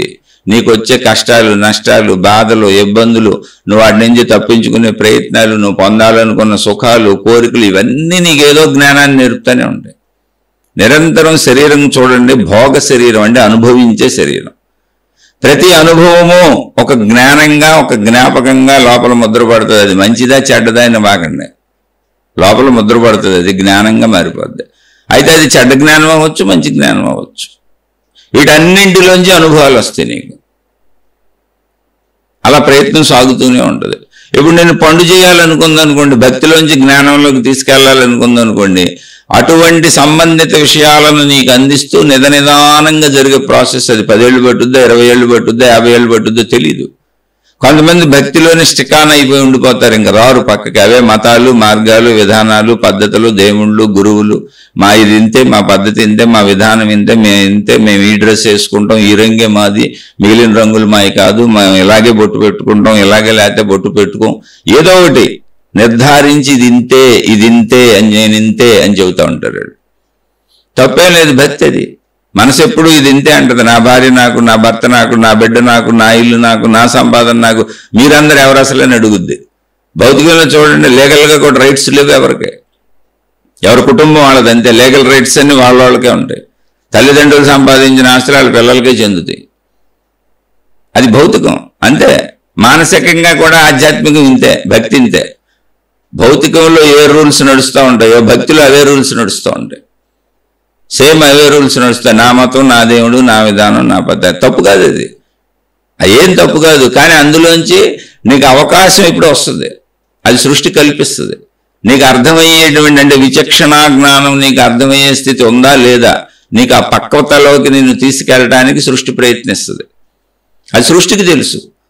అంటే చెట్టుకున్న పండుకు తెలియదు. ఇప్పుడు చెట్టుకు వేలాడుతున్నటువంటి కాయని పండు చేయాలి అంటే ఎప్పుడు పండు అవుద్ది అనేది చెట్టుకు తెలుసు. ఎంతెంత శక్తి సమకూర్చాలో చెట్టుకు తెలుసు. పండు అయినాక మాత్రమే కాయకి తెలుస్తూ ఉంటుంది నేను పండు అయ్యానని. పువ్వుగా ఉన్నప్పుడు నేను పువ్వును అనుకుంటుంది, పిందిగా ఉన్నప్పుడు నేను పిందిని అనుకుంటుంది, కాయగా ఉన్నప్పుడు నేను కాయని అనుకుంటుంది. పండుగ అయినాక నేను పండు అయిపోయాను, ఇక నాకు చెట్టు అక్కర్లేదు, నేను చెట్టుని అయిపోగలను అనుకుంటా. ఇదంతా ఎలా సాగుతుందో మానవ జీవితం కూడా అలాగే సాగుతుంది. అది అందించే వరకు నువ్వు అదే మాట్లాడతావు. కాబట్టి ఎవరైనా ఇక్కడ నీ మతం మంచిది కాదు, నీ దేవుడు మంచోడు కాదు, నీ గురువు మంచోడు కాదు, నువ్వు చెప్పేది మంచిది కాదు, అసలు నువ్వు చెప్పేదంతా ప్రజలను మోసం చేస్తున్నావు, అయ్యి ఎన్ని మాట్లాడినే ఉండే, అందరినీ ఎన్నైనా అన్నే ఉండే. ఎవరైనా ఒకవేళ నేనన్నా సరే, నేను ఎక్కడైనా నా మాటల్లో తప్పులు ఎటువంటి డొల్లినా అది నా మానసిక స్థితి. నేను పువ్వు దశలో ఉన్నాను, పిండి దశలో ఉన్నాను, కాయ దశలో ఉన్నాను, పండు దశలో ఉన్నాను, ఏదైతే అది మాట్లాడుతూ ఉంటాను. అది నాకు సత్యం అనిపిస్తూ ఉంటుంది. కాబట్టి అడగటం అసలు తప్పు కాదు. మొదటిది, ఏది రాసి ఉంటే అదే జరుగుతుందని ఊరక ఉండటం ఉత్తమమా అంటే అసలు ఊరక ఉండటం అనేది ఆఖరి స్థితిలో జరుగుతుంది. ప్రశ్న పుట్టదు, సహజంగా అయిపోద్ది. ఇప్పుడు రమణ మహర్షి ఊరక ఉండట ఉత్తమము అని చెప్పారు రమణ భగవానుడు. వేమన రాసిన పద్యంలో కూడా ఉంది, ఊరకుండట ఉత్తమ యోగంబు అని. అది సహజంగా వస్తుంది. ఊరుకుండాలా నేను అని ప్రశ్న వచ్చిందంటే మనం అక్కడ లేము. ఒక సహజత్వం అది. ఊరికి ఉండిపోద్ది మనసు, దానికి అన్నీ అర్థమైంది, మనసు ఆగిపోయింది, ఊరుకుండిపోద్ది. రమణ భగవానులు చెప్పినటువంటి ఒక కొటేషన్ ఇక్కడ గుర్తు చేసుకోవచ్చు. ఏంటంటే అది ఆ స్థితి. ఆయన తన ఇంటి నుంచి వచ్చేసారు 14-15 సంవత్సరాల వయసులో. తన ఇంటి నుంచి అరుణాచలం వచ్చేసారు. ఆయన వచ్చారని ఎవరు వెళ్ళకూడదు, ఎవరు అలా చేయకూడదు. అది ఆ స్థితిని పొందిన మహాత్ములను సామాన్యులు అనుకరించకూడదు. వారి బోధలను మాత్రమే స్వీకరించి తమ పరిస్థితికి తగ్గట్టుగా చేసుకోవాలి. జస్ట్ వాళ్ళని ఆరాధించి అర్చించి వాళ్ళ జ్ఞానాన్ని మనం ఉన్న స్థితిలో అన్వయించుకుంటూ ఒక్కొక్క అడుగు ముందుకెళ్ళాలి. అంతే తప్ప వాళ్ళు చేసినట్టు మనం చేయకూడదు, తప్పది. వాళ్ళు ఆ స్థితిని పొందేశారు. ఆయన అరుణాచలం వచ్చేసినాక వాళ్ళ ఇంట్లో వాళ్ళందరూ ఆ బిడ్డను ఎత్తుక్కుంటున్నారు. తల్లిదండ్రులు ఉన్నారు, అన్నదమ్ములు, అక్క చెల్లెలు, పెద్ద బంధువర్గం ఉంది. ఎక్కడికి వెళ్ళిపోయాడని పాపం వెతుకుతున్నారు. ఆ తల్లి తల్లడిల్లిపోతుంది. తర్వాత ఎప్పుడో కొంతకాలానికి ఎవరో మౌన సన్యాసి, బాల సన్యాసి అని అక్కడ అరుణాచలంలో చెప్పుకుంటుంటే బోల్డ్ మంది చూడటానికి వస్తుంటే ఆ వచ్చిన వాళ్ళల్లో వాళ్ళ ఊరు వ్యక్తి కూడా ఉన్నాడు. ఈయన గడ్డాలు మీసాలు పెరిగిపోయి, గోళ్ళు పెరిగిపోయి, అసలు రకరకాలుగా అయిపోయి ఏదో ఒక అవధూత స్థితిలో ఆయన ఉన్నారు. బాహ్యస్పృహ తక్కువ. వాళ్ళ ఊరు అతను చూసి, అరే ఇతను మన ఊరు పలానా వాళ్ళ అబ్బాయి లాగా ఉన్నాడే అని వెళ్ళి వాళ్ళకి తల్లికి చెప్పాడు. మీ అబ్బాయి అనుకుంటున్నాను, కానీ అన్ని జుట్టు గిట్టు పెరిగిపోయి రకరకాలుగా ఉంది, సరిగ్గా గుర్తించలేకపోయాను, కానీ నాకైతే మీ అబ్బాయి అనిపిస్తుంది అని. అప్పుడు వాళ్ళ తల్లి వచ్చింది, చూసింది, తన కొడుకే గుర్తుపట్టింది. ఎంతో అందంగా ఉండేవాడు. మనం ఇంట్లో ఉండే పిల్లలకి చక్కగా క్రాఫ్లు చేయించి, రోజు స్నానాలు చేయించి, చక్కటి బట్టలు కుట్టించి, చక్కటి ఆహారం పెట్టి అన్నీ చేసి అందంగా తయారు చేసుకుంటాంగా. అవేమి లేవు. ఆయనకి జుట్టు పెరిగిపోయింది, గోళ్ళు పెరిగిపోయినాయి, శరీరం అంతా మట్టి కొట్టుకుపోయింది, చిన్న గోచి పెట్టు కూర్చొని ఉన్నాడు. కుర్రవాడే, అయ్యయ్యో నా కొడుకు ఇలా అయిపోయాడు ఏంటి అనుకుంటున్నాం. ఎందుకని ఆయన అంతరంగ మానసిక స్థితిలో స్థిరత ఆవిడికి అర్థం కావట్లేదు. ఊరకుండట అనేది వచ్చేసింది ఆయనకి లోపల సహజంగా, ఆయన లోపల ఉండిపోయింది అది. అప్పుడు అవి విపరీతమైనటువంటి రోదనతో ఇంటికి వచ్చేయమని, కావాలంటే ఇవన్నీ ఇంట్లో చేసుకుంది కానీ నువ్వు ఎలా ఉండదలిస్తే అలా ఇంట్లో ఉంది కానీ ఇక్కడ నీకు ఈ కర్మ ఏంటి, అసలు నేను చూసేవాళ్ళు ఎవరున్నారని ఆమె ఓ రోజంతా అలా ఏడుస్తూనే ఉంది. ఆయన అసలు స్పందించలేదు, మాట్లాడలేదు. తర్వాత చుట్టూ ఉన్న భక్తులందరూ ఆవిడ తల్లి అని, ఆయన తల్లి అని తెలుసుకొని ఆయనకి సేవలు చేసి ఆయనకి అన్ని సమకూర్చి అక్కడ చూస్తున్న కొంతమంది ఆయన్ని బ్రతిమిలాడి ఆయనకు పలకిచ్చి మీకు మాట్లాడటం ఇష్టం లేకపోతే ఆవిడకి ఏదైనా చెప్పండి, పలక మీదన్నా రాయండి అంటే మొట్టమొదట ఆయన రాసినటువంటి మాటలు కర్మలు ఈశ్వరాధీనములు. అంటే భగవంతుడు ఏ మతం వాళ్ళకి ఏదైతే ఆ మతం. కర్త వారి వారి, ఆయన రాసిన మొట్టమొదటిది ఏంటంటే కర్త వారి వారి ప్రారబ్ధ కర్మానుసారము జీవులను ఆడించును. ఎవరెంత ప్రయత్నించినను జరగవలసినది జరిగియే తీరును, దానిని ఆపలేరు. ఎవరెంత అడ్డుపెట్టినను జరగకూడనిది జరుగునే జరగదు, దానిని ఎవరు చేయలేరు. అంటే జరగకూడని విషయాన్ని ఎవరు జరిపించలేరు. కర్మలు ఈశ్వరాధీనములు కనుక ఊరకుండుట ఉత్తమము అని రాశారు ఆయన. అని రాసి తర్వాత కింద మామూలు లైన్ రాశారు. ఇది బోధ కింద మనకు చెబుతారు ఆయన మెయిన్ కొటేషన్ కింద. ఇంకో లైన్ కూడా రాశారు. ఈ జీవికి అంటే తన శరీరాన్ని చూపించి దీనికి ఇలా నిర్ణయించబడి ఉన్నది అని రాశారండి. ఆ స్థితి వచ్చేస్తుంది. ఆ స్థితిని మనం ట్రై చేసి బలవంతంగా తెచ్చుకుంటే రాదు. బలవంతంగా కాయపండు ఎందుకు అవుద్ది? అందుకని చక్కగా మీరు ఎక్కడున్నారో మీకు కోరుకోవాలనిపిస్తూ కోరుకోండి, తప్పే ఉంది. అదే విశ్వశక్తిని ఒక దేవుడిగా భావించి కోరుకుంటున్నారు. మనం ఉన్న స్థితి అది, తప్పేమీ లేదు అందులో. మీరు అడుగుతుంది అదే విశ్వశక్తిని. అది అడుగుతూ అడుగుతూ మీకు అది అర్థమయ్యి మీకు తెలుస్తూ ముందుకెళ్తే మీరే అడగటం మానేస్తారు. అది సహజంగా వస్తుంది. అడగకపోవడం గొప్పతనం కాదు, అడగాల్సిన అవసరం లేదని తెలుస్తుంది. అడిగినా అడగకపోయినా మనకు సమకూరుతూనే ఉన్నాయని. అందుకే మహాత్ములు ఎప్పుడు మంచిగా ఉండండి, మంచిగా ఉండండి, మంచిగా ఉండండి, మంచిగా ఉండండి, మంచిగా ఉండండి, ధర్మం రక్షిత రక్షిత అని చెబుతారు. కారణం ఏంటి అంటే నువ్వు చేసినటువంటి కర్మల ఫలమే నీకు తిరిగి వస్తుంది. అది సృష్టిలో ఉన్న సూత్రం. కనుక నువ్వు మంచి చేయప్పుడు నీకు మంచి జరుగుద్ది, నీకు అయ్యే దొరుకుతాయి, అన్నీ వస్తాయి నీ జీవితంలోకి అని చెప్పారు. నువ్వు అడిగినా అడగకపోయినా సమకూరుస్తూనే ఉన్నాయి. అలా నువ్వు వెళ్ళి అడిగేసినా రానివి రావు.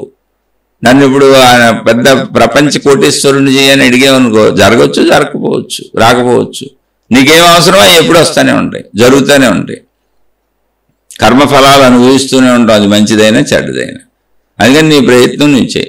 అలా మన మానసిక స్థితిలో అడగాలని ఉంటే తప్పక అడగండి, అసలు తప్పే కాదు. నీ దేవుడు నువ్వు అడగడం తప్పే ఉంది అందులో? మీ అమ్మ నాన్న అడగడం తప్పేంటి? అది లీగల్ రైట్ నీకు. అది నీ తల్లిదండ్రుల్ని నువ్వు స్వతంత్రంగా నీ కాళ్ళ మీద నిలబడి ఆదాయ వనరులు సమకూర్చుకునే వరకు నీ తల్లిదండ్రులను నువ్వు అడగటం అనేది లీగల్ రైట్ నీకు, అది హక్కు. అది అలాగే నీ భగవంతుణ్ణి నీ మతంలో నీ విధానంలో నీ పద్ధతిలో నీ దేవుణ్ణి నువ్వు అడగటం అనేది నీ హక్కు. అది తప్పు కాదు. అది జ్ఞాన దశలో మార్పులు చెందుతూ వెళుతూ ఉండవచ్చు. అందుకని అందరూ కూడా ఇవి వినబాకండి. మీకు దేవుడు ఉండి, మీకు గురువు ఉండి, మీకు ఒక విధానం ఉండి, మీకు పద్ధతి ఉండి, మీకు సాధన ఉండి, మీకు సాంప్రదాయం ఉండి సాగుతుంటే ఇవి వినబాకండి, కన్ఫ్యూజ్ అవుతారు. ఎవరు ఏ స్థితిలో ఎక్కడున్నారో వాళ్ళు అవి మాట్లాడుతూ ఉంటారు. పువ్వు స్థితిలో ఉన్నవాళ్ళు పువ్వులు స్థితిలోనే మాట్లాడుతూ ఉంటారు. పిండి స్థితిలో ఉన్నవాళ్ళు పిండి స్థితిలో మాట్లాడుతూ ఉంటారు. కాయ స్థితిలో ఉన్నవాళ్ళు కాయ స్థితిలో మాట్లాడుతుంటారు. పండు స్థితిలో ఉన్నవాళ్ళు పండు స్థితిలో మాట్లాడుతూ ఉంటారు. కన్ఫ్యూజన్ తెచ్చుకోబాకండి. మీరు ఏ స్థితిలో ఉన్నారో మీ మనసు మీకు చెప్పుద్ది. మీకు అడగాలనిపించినంతకాలం అడుగుతూనే ఉండండి. మీ తల్లిదండ్రులు మీద ఆధారపడి ఉన్నంతకాలం వాళ్ళని అడగాలి. మీకు స్వయం ఉద్యోగం వచ్చి స్వయం వివాహం చేసుకొని మీరే పిల్లలను కానీ మీరు పెద్దవాళ్ళు అయిపోయి తల్లిదండ్రులు వృద్ధులు అయిపోయారు అనుకో, మీరే ఎదురు వాళ్ళని అడిగి వాళ్ళని పోషిస్తారు. ఆ స్థితి వచ్చే వరకు ఇప్పుడు అడగాల్సిందే. అలాగే మీరే ఆ స్థితి వచ్చినాక జ్ఞానం అది నేనే అని తెలిసినాక మీరు ఆటోమేటిక్గా అది అడగటం ఆగుతుందో, ఏం జరుగుతుందో, సృష్టి ముందుకు ఎలా తీసుకెళ్తుందో అలా తీసుకెళ్తుంది. ఇక్కడ విషయాలను అర్థం చేసుకోండి. అడగటం తప్పు కాదు. ఊరకుండట ఉత్తమము అనేది ప్రయత్నంతో బలవంతంగా జరిగే చర్య అసలు కానే కాదు. మనసు అడిగేదేంటి? భక్తి అంతా మనసులో ఉంటుంది, కావాలనేదంతా మనసులో ఉంటుంది, కోరికంతా మనసులో ఉంటుంది, అవసరాలన్నీ మనసులో ఉంటాయి, కదలికలన్నీ మనసులో ఉంటాయి. ఆ కదలికలు ఆటోమేటిక్గా ఆగిపోతాయి వాటంతటవే అన్నీ అర్థమైనప్పుడు. అలా ఆగిపోయినప్పుడు మీరు ఊరకనే ఉంటారు, ప్రయత్నించి కాదు. ఆ పరిస్థితులు ప్రకృతే సమకూర్చేస్తుంది. ఊరకుండుట ఉత్తమ యోగంబు అనే పరిస్థితులు ప్రకృతే ఇస్తుంది మనకు. అది వచ్చినప్పుడు, ఆ స్థితి మనకు వచ్చినప్పుడు, ఆ పండు దశ మనకు వచ్చినప్పుడు, అప్పుడు మన లోపల ఊరకుంటుంది, బయట పరిస్థితులు కూడా మననే ఊరకనే ఉంచేలా ప్రకృతి కల్పిస్తుంది. అందుకని మీరు ఎక్కడున్నారో, మీ మానసిక స్థితి ఎక్కడుందో అక్కడి నుంచి ముందుకు సాగండి, దాన్ని చేయండి. అది కరెక్ట్. అంతే తప్ప అందరికీ ఒకటే కరెక్ట్ ఉండదు. ఎవరెవరు ఎక్కడున్నారో మీ మనసే చెబుతుంది మీకు. ఆ మానసిక స్థితిలో సాగిపోండి, అది మీకు కరెక్టు. మీ మానసిక స్థితికి తగ్గవే వినండి. దానికంటే గొప్పగా ఏదో విందామని మనం ప్రయత్నించినా మన అంతరంగంలో ఘర్షణలు వస్తాయి, మనం మారలేము. అది స్లో ప్రాసెస్లో జరుగుతుంది. కాబట్టి మీ స్థితుల్లో మీకు అర్థమవుతూ, అంటే నేను చెబుతుంది అర్థమవుతూ, వినాలనిపిస్తూ, గుణమార్పు జరుగుతుంది మాలో అనిపిస్తూ, ఇది మాకు సంబంధించింది, మాకు లోపల అర్థమవుతుంది అని అనిపించిన వాళ్ళకి మాత్రమే ఇది సూట్ అవుతుంది. మిగిలిన వాళ్ళు విని ఘర్షణలకు లోనవ్వకండి, అసలు వినటం మానేయండి. ఇది మీది కాదు. ఎవరికి అర్థమవుతుందో వాళ్ళు వినండి. ఒక్కోదానికి ఒక్కో డాక్టర్ ఉంటాడు. కళ్ళకో డాక్టర్ ఉంటాడు, ముక్కుకో డాక్టర్ ఉంటాడు, చెవులకో డాక్టర్ ఉంటాడు, గొంతుకో డాక్టర్ ఉంటాడు, గుండుకో డాక్టర్ ఉంటాడు, లివర్కో డాక్టర్ ఉంటాడు, కిడ్నీలకో డాక్టర్ ఉంటాడు. మొత్తంగా ఒక డాక్టర్ ఏదన్నా చూసి అనారోగ్యం చెప్పినా మెయిన్గా ఆ డాక్టర్ దగ్గరికి వెళ్ళమని పంపిస్తాడు. అలాగే మనం ఉన్న స్థితి గతిని బట్టి మనకు కొన్ని నచ్చుతాయి, కొందరు నచ్చుతారు, కొన్ని విధానాలు నచ్చుతాయి, కొన్ని పద్ధతులు నచ్చుతాయి, కొంతమంది గురువులు నచ్చుతారు. అది మనం ఉన్న స్థితి. ఇందులో ఏది తప్పు కాదు. అసలు ఎవరిని ఎవరు విమర్శించుకోకుండా ప్రయాణించుకుంటూ వెళ్ళిపోవటం. జస్ట్ నాది అర్థమయ్యే వాళ్ళు మాత్రమే నాది వినండి, అందరూ వినకండి. వింటే మీకు నన్ను తిట్టాలనిపించవచ్చు, లేదా మీ లోపల మీకు ఘర్షణ కలగచ్చు. నేనేం సాధించుకోలేకపోతున్నాను, ఇదంతా వినేశాను కానీ నేను అలా ఉండలేకపోతున్నానని మీలో ఘర్షణ పుట్టొచ్చు, లేదా నన్ను తిట్టాలి అని విపరీతమైనటువంటి ద్వేషము కలగచ్చు. వీడేదో చెప్పేస్తున్నాడు అని. ఎందుకని మీరున్న స్థితిని బట్టుగా మీకు అర్థమయ్యేది, నేనున్న స్థితిని బట్టుగా నేను మాట్లాడేది. అందుకని నేను మాట్లాడేది ఉన్నత స్థితి కాదు, మీరున్న స్థితి తక్కువ స్థితి కాదు. అర్థం కాకపోతే ఎవరి స్థితి వాళ్ళది. ఇక్కడ తక్కువలో ఎక్కువలో ఎవరి స్థితిలో వాళ్ళు ప్రయాణించుకోవాలి. నాది అర్థమవుతున్న వాళ్ళు, అర్థమవుతుంది చెప్పండి మేము మారుతున్నాం అన్న వాళ్ళు పెట్టిన కామెంట్ల ఆధారంగానే నేను చెబుతూ ఉంటాను. అలా మీరు ఏ ప్రశ్న అడిగినా చెబుతాను. కానీ అందులో తత్వాన్ని అర్థం చేసుకోండి. మీకు అవసరమైంది అందులో ఉందా లేదా, అది మిమ్మల్ని కన్ఫ్యూజ్ చేసి గజిబిచ్చేస్తుందా, గందరగోళపరుస్తుందా చూసుకొని. గందరగోళపరుస్తుంటే అసలు దాన్ని వినబాకండి, మీకు ప్రశాంతతనిచ్చే మార్గాన్ని పట్టుకెళ్ళిపోండి. లేదా ఆల్రెడీ మీకు గురువులు ఉన్నారు, మీకు విధానం ఉంది, మీకు పద్ధతి ఉంది, మీకు సాధనలు ఉంటే అస్సలు వినబాకండి. మీ గురువులతో మీ విధానాలతో మీరు సాగిపోండి, కన్ఫ్యూజ్ అవుతారు. సృష్టి కొంతమంది కొన్ని సమకూరుస్తుంది. ఎవడో సృష్టిలో 10 మంది నాది కూడా ఇనేవాళ్ళు ఉంటారు. ఏ సోదరుడు ఏ సోదరిమణో ఎంటా ఉంటుంది, వాళ్ళకి అర్థమవుతూ ఉంటాయి. సృష్టిలో నేను కూడా ఒక భాగమేగా. నాకు సృష్టి ఎలా అందించిందో మళ్ళీ నా ద్వారా కొంతమందికి అందొచ్చు, అందకపోవచ్చు. నేనైతే అందుకున్న గ్యారంటీగా కొన్ని వందల వేల మంది నుంచి అందుకున్నా. అలా సృష్టిలో ఎప్పుడు అందించే విధానం ఉంటుంది, అందుకునే విధానం ఉంటుంది. ఇది చక్కగా అర్థమయ్యి ఎటువంటి ఘర్షణలు మీ అంతరంగంలో పుట్టకుండా, వింటున్న మీకు నా మీద ఎటువంటి నెగిటివ్ పుట్టకుండా, ఈ రెండు జరిగితే అది కరెక్ట్. ఒకటి, నా మీద నెగిటివిటీ పుట్టకూడదు మీకు. 2, మీ అంతరంగంలో ఘర్షణ పుట్టకూడదు. ఇది వింటున్నప్పుడు మీకు ఆనందంగా, ఆహ్లాదంగా, శాంతిగా, హాయిగా, మనసుకి చక్కగా అనిపించాలి. అలా అనిపిస్తే మీకు ఇది కరెక్ట్ అని అర్థం. వింటున్నప్పుడు మీకు హాయిగా ఉండాలి, సంతోషంగా ఉండాలి, మనసుకు ఆహ్లాదంగా ఉండాలి, మీ మనసు శాంతిని పొందుతూ ఉండాలి, మీలో గుణమార్పు జరుగుతూ ఉండాలి. నా మీద మీకు అప్పుడు సదభిప్రాయం ఉంటుంది. లేదు నా మీద నెగిటివిటీ వస్తుంది, మీ లోపల అంత సంఘర్షణ జరుగుతుంది. నా మీద నెగిటివిటీ రాకపోయినా నేను మారలేకపోతున్నానని మీలో సంఘర్షణ వస్తుంది అనుకో, అది కరెక్ట్ కాదు, వినబాకండి. అది మీకు సంబంధించింది ఏదో ఉంటుంది, దాన్ని వినండి. లేదు నా మీద నెగిటివిటీ వస్తుంది అనుకో, అసలు వినబాకండి. ఎందుకంటే అసలు మీకు సంబంధించిందే కాదు ఇది, మీది ఇంకో మార్గం, మీ మార్గంలో మీరు వెళ్ళిపోండి. ఇవన్నీ కూడా అవగాహన చేసుకుంటే ఎవరు ఎవరిని ఏం అనుకోక్కర్లే, ఎవరి పద్ధతిలో వాళ్ళు సాగుతూ ఉంటాం. ఇది విధానం. అడగటం తప్పు కాదు, ఎప్పుడూ అడుగుతూనే ఉండాలి. ఊరకుండడం అనేది ఆటోమేటిక్గా జరిగిపోతుంది. ఇది మన సోదరు అడిగినటువంటి ప్రశ్నకి నాకు తెలిసినంత వరకు చెప్పే ప్రయత్నం చేశాను. చక్కగా అర్థం చేసుకునే ప్రయత్నం చేయండి. అర్థం కాకపోతే వదిలేసి మీ మార్గాల్లో మీరు హాయిగా వెళ్ళిపోండి. నేను చెప్పిన వాటిలో ఏమన్నా తప్పులు ఉన్నాయని అనిపించినా, మీకు నచ్చకపోయినా దయచేసి నన్ను క్షమించి వదిలివేయండి. ఎవరికైనా అర్థమైన వాళ్ళు ఉంటే మీ జీవితంలో మీరు ఆచరించుకోండి. అర్థమవుతున్న వాళ్ళు దయించి కామెంట్లు పెడితే కొంతమంది అయినా అర్థం చేసుకుంటున్నారు, అర్థమవుతుంది, వాళ్ళకి నేను చెప్పవలసినటువంటి అవసరం ఉంది అంటే వాళ్ళకి అర్థమవుతుంది కాబట్టి. ఏదో నా అవసరం ఉందని కాదు, భగవత్ శక్తి, దైవశక్తి, విశ్వశక్తి మీ ఇంటికి తెచ్చి అనేక మంది ఎంచగలదు. ఇక్కడ అర్థమవుతుంది కాబట్టి చదవటం వల్ల నాకు వచ్చిన నష్టమేమి లేదు, పైగా నాకు లాభమే ఉంది. ఎందుకంటే నేను కొంచెం ఈ సత్కాలక్షేపంలో, ఈ జ్ఞాన కాలక్షేపంలో, ఈ ఆధ్యాత్మిక చదువులో కాసేపు 1 గంట 2 గంటలో నా కాలం ఇందులో గడుస్తుంది కాబట్టి నాకు ఉపయోగమే. కాబట్టి మీరు అర్థమవుతుంది చెప్పండి అనేవాళ్ళు ఉన్నంత వరకు, నాకు ఓపిక ఉన్నంత వరకు చెప్పే ప్రయత్నం చేస్తాను. అలా అర్థమైన వాళ్ళు కామెంట్లో పెట్టండి. అర్థం కాని వాళ్ళు, నా మీద వ్యతిరేకత వస్తున్న వాళ్ళు అస్సలు వెనకండి, పక్కకి వెళ్ళిపోండి. ఎందుకంటే ఇది మీది అసలు కాదు. ఇక ఆలోచించుకోండి, చక్కగా ఆలోచించుకొని సన్మార్గాలలో, మీకు నచ్చిన మార్గాలలో నడవండి. అన్నీ మంచివే. శుభమస్తు. మీకు మీ కుటుంబ సభ్యులకు మేలు చేకూరుగాక. మరొక కొత్త శీర్షికతో కలుసుకుందాం.